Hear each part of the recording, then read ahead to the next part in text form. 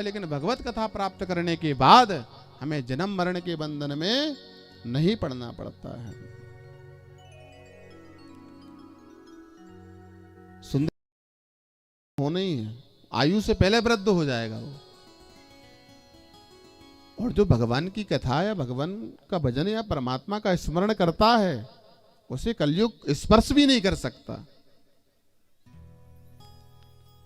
तो नारद जी ने कहा, महाराज मैं गया तो लेकिन सब तीर्थों में गया, परंतु कोई सत्य का कार्य, कोई धर्म का काम कर दे महाराज तो बार बार गिनाते हैं, और कोई यदि कोई गलत काम हो जाए तो बोलते हरि इच्छा, प्रभु की इच्छा।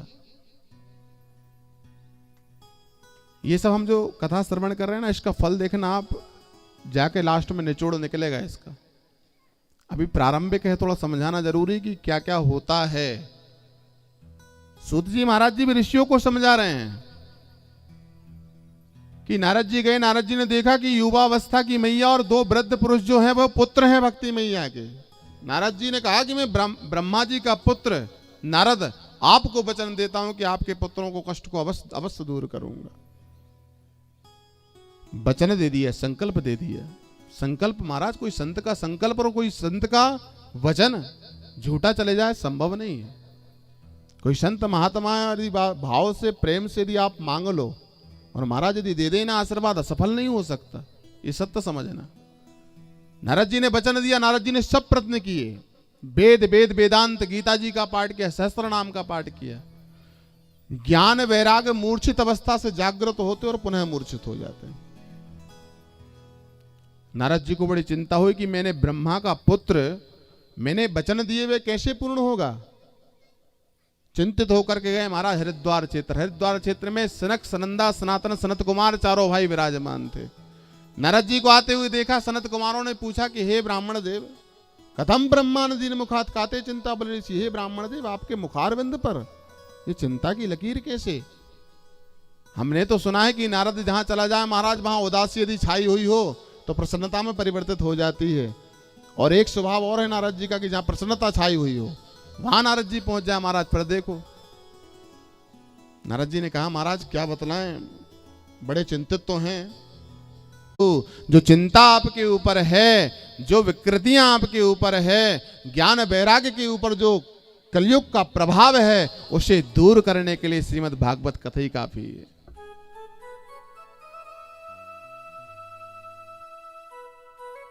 कलयुग का प्रभाव नहीं डाल सकता। कलयुग कितने ही प्रभाव डाले महाराज, वो दूर हट जाएगा।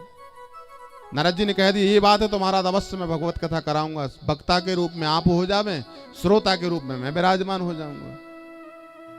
तो बोले भगवत कथा कहाँ होनी चाहिए? बोले हरिद्वार में ही करो, यहाँ संत की मंडली भी आएगी महाराज, सबको प्राप्त होगी, सबको भगवत कथा प्राप्त हो, इससे बढ़कर के और क्या होगा। वही भगवत कथा हुई तो नारद जी के मन में प्रश्न आया कि महाराज जब ऋग्वेद सामवेद अथर्ववेद यजुर्वेद का मैंने पाठ किया तब ज्ञान वैराग का कुछ नहीं हुआ, तो भगवत कथा से क्या होगा?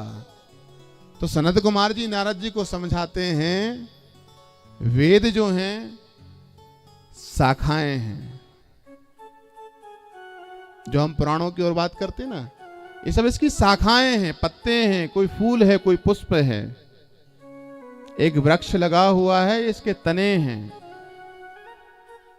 परंतु उस वृक्ष का जो पका हुआ फल है ना, वो भगवत कथा है। और अच्छा, जो वृक्ष होता है, कोई भी पेड़ लगा हुआ है, जैसे अभी बेर का समय चल रहा है, बेर की कोई जड़ खाता है क्या? कोई नहीं खाएगा ना। पत्ते खाओगे?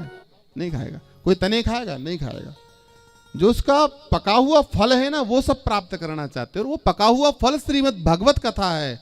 उसको प्राप्त करने के बाद में महाराज